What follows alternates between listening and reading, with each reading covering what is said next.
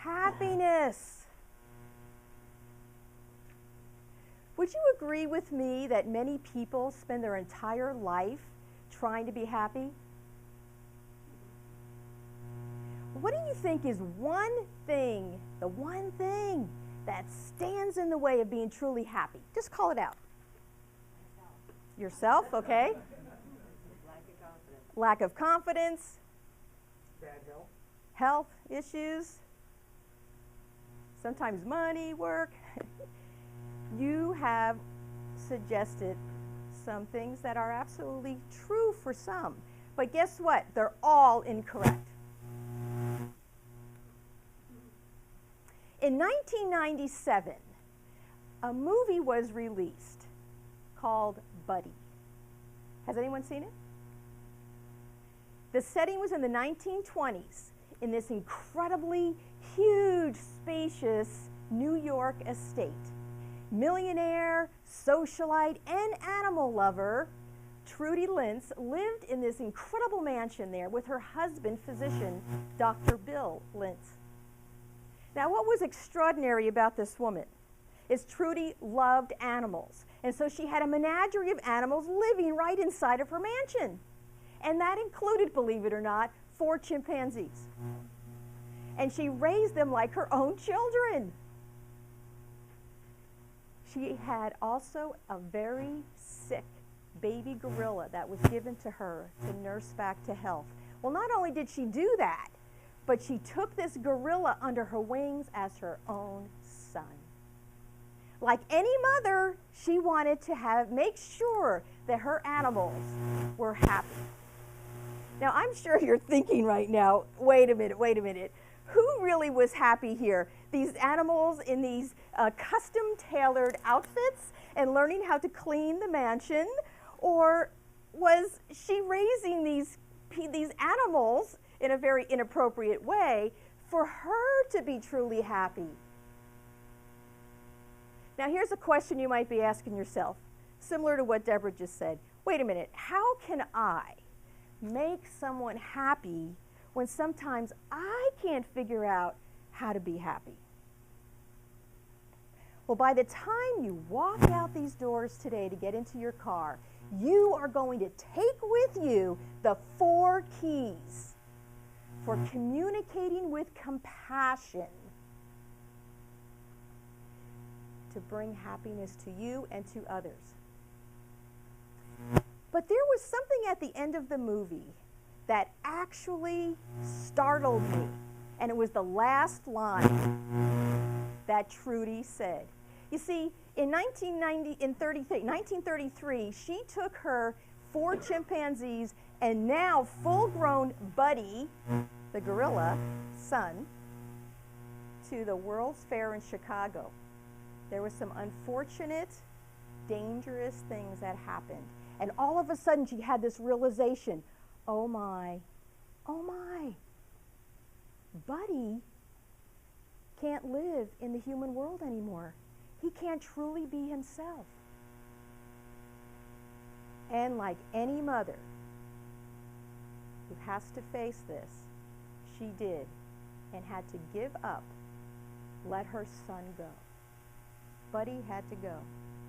And the closing line that surprised me, and I'm sure will surprise you, was when Trudy said, "We are happiest when we are understood."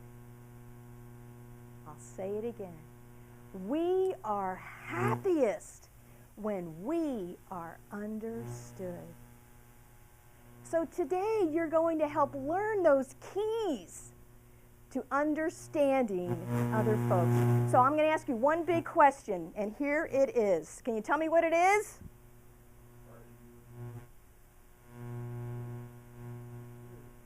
Rue means street in French. Are you? Give me a drum roll. Yes. Are you ready? Oh, yes. Are you ready? You should have said it. Where's the confidence? See, you need that confidence to say that. When you have this handout, we're going to go through and start checking the facts.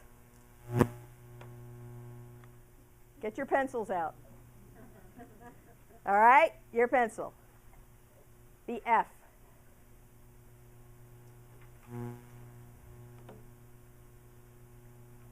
In 1984,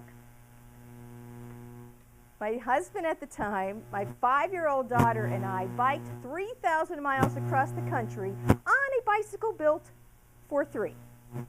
Now, you might be thinking, oh my gosh, were they crazy? A 5-year-old biking 3,000 miles? Yes, you're absolutely right. It was not what you would call a developmentally appropriate activity for a 5-year-old. But there was a reason. You see, when I was 5, I was diagnosed with type 1 diabetes.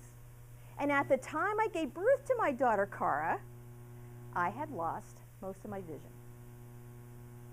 Developed toxemia, burst all the blood vessels, detached my retinas, and so since that time I have been diagnosed as legally blind. The reason for our bicycle trip across the country was to raise money for diabetes research. We had a point. Well, because it was not a developmentally appropriate activity, my daughter never wanted to get on a bike again. She rode a pink scooter to middle school. However, 9 months later, my husband wanted to do this tandem rally trip in Oregon. Well, my daughter, guess what she did?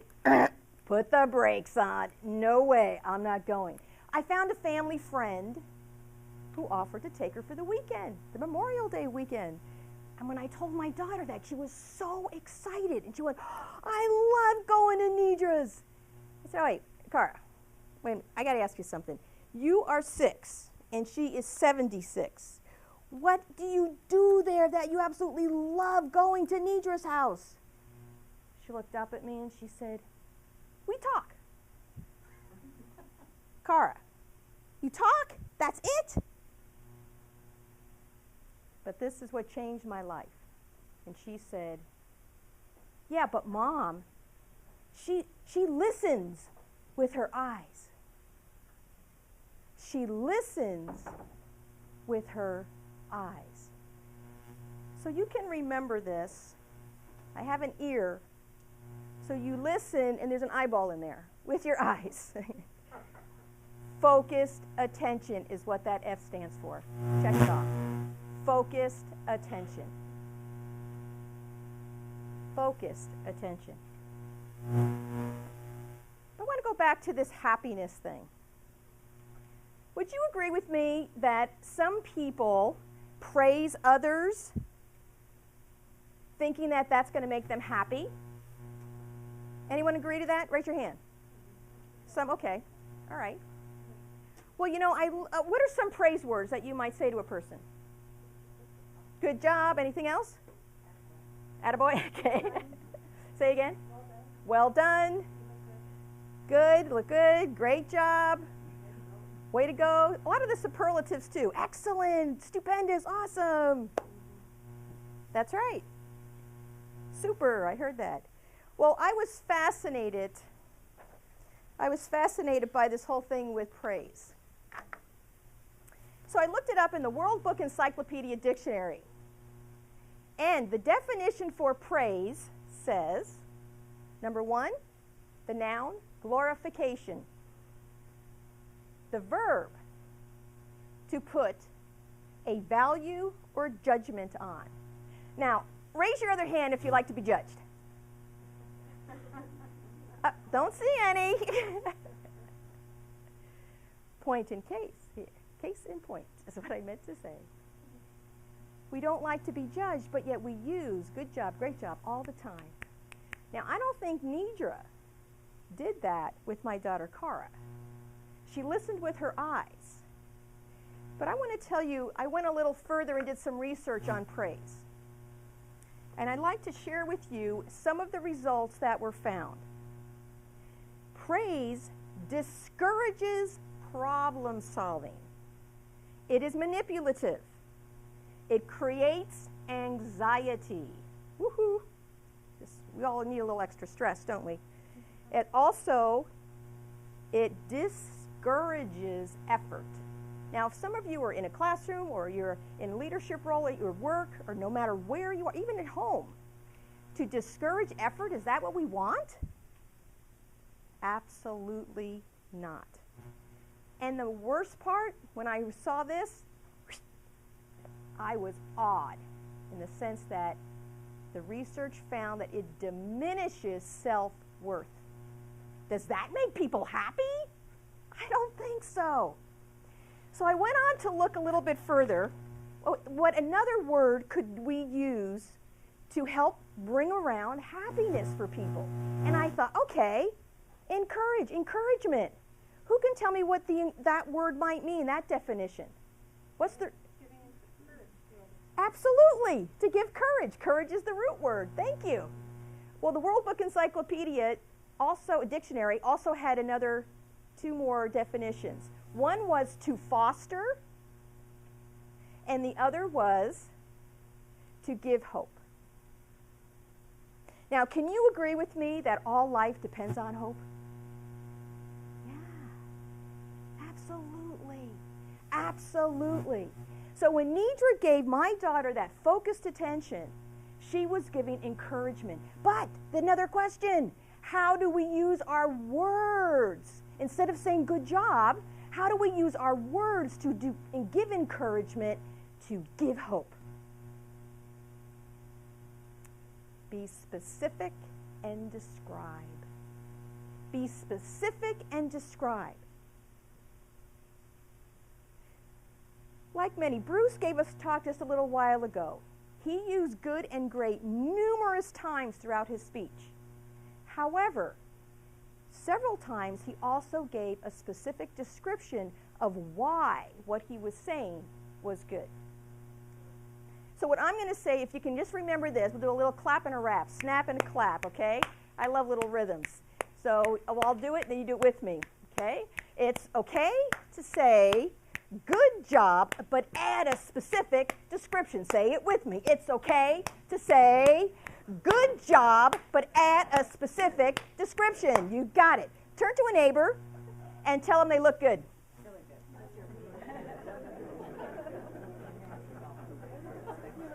Okay, now turn to that same neighbor and describe why you think they look good. Go for it.